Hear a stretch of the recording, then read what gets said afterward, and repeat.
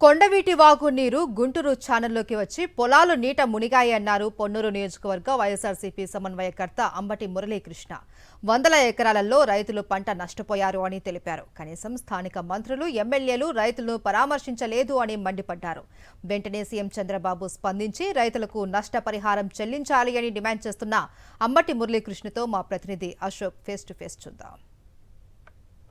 గుంటూరు ఛానల్లోని వాటర్పై ప్రజల్ని తప్పుదోవ పట్టిస్తుంది. ఖచ్చితంగా గుంటూరు ఛానల్లోకి కొండవీటి వాగు వాటర్ వచ్చినాయి, సాక్ష్యాలతో సహా వాటిని నిరూపిస్తామని అంబటి మురళి చెప్తున్నారు. ఆయన మనతో ఉన్నారు.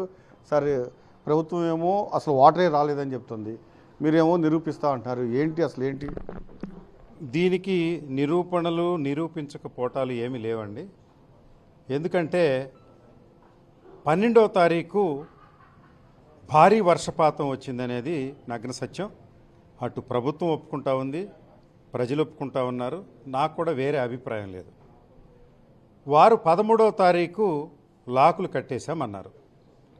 ఆ రకంగానే ఇటీవల నేను ఫ్రీక్వెంట్గా ఈ గుంటూరు ఛానల్లోకి కొండవీటి వాగు నీరు వచ్చి కట్టలు తెగి పొన్నూరు నియోజకవర్గంలో భారీగా ముంపుకు గురైందని, వాటికి నష్టపరిహారం ఇమ్మని నేను అడుగుతూ ఉంటే ఇరిగేషన్ శాఖకు చెందినటువంటి అవినాష్ అనే అసిస్టెంట్ ఎగ్జిక్యూటివ్ ఇంజనీరు నా మీద ఒక కంప్లైంట్ ఇచ్చారు.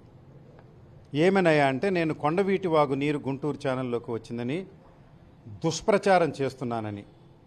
వారిచ్చినటువంటి ఎఫ్ఐఆర్ కంప్లైంట్లోనే 12వ తారీఖు వర్షం వచ్చినట్లు, 13వ తారీఖు గుంటూరు లాకులు కట్టేసినట్లు వారు చెప్పారు.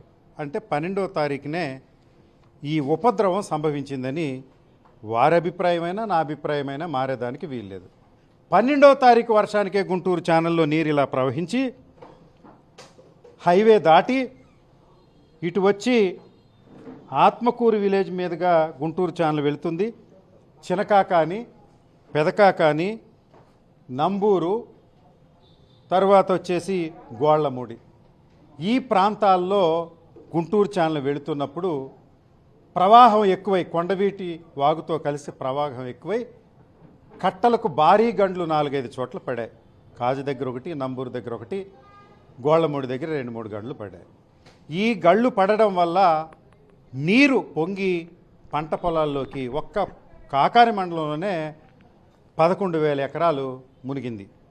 వారు అడిగినటువంటి ఆ రోజున స్థానిక పోలీస్ స్టేషన్ తాడేపల్లిలో అడిగినప్పుడు కూడా ఇదే ప్రశ్నలకు నేను సమాధానం చెబితే మన ఇరిగేషన్ శాఖ మంత్రి గారు నేనేదో నీళ్లు నమినానో లేకుంటే నీటి మూటలు కట్టానో చెప్పారు. ఇదిగో ఆ రోజున నేను ఆన్సర్ ఇచ్చినటువంటి షీటు వారు అధికారికంగా నాకు కూడా కాపీ ఇచ్చారు. వారే రాశారు, 12వ తేదీన వర్షం పడింది, 13వ తేదీ ఉదయాన్నే కాలువలకు నీటిని ఆపివేయటం జరిగినది. అలాంటప్పుడు మీరు కొండవీటి వాగు నీళ్లు కాలువకు వదిలారని ఎలా చెప్పగలరు అని ఒక క్వశ్చన్. నా సమాధానం, 13వ తేదీన పడిన కుంభవృష్టి కారణంగా కొండవీటి వాగు పొంగి తద్వారా గుంటూరు ఛానల్ కట్టలు తెగి గండ్లు పడి పొలాలన్నీ నీట మునిగాయని నేను చెప్పాను.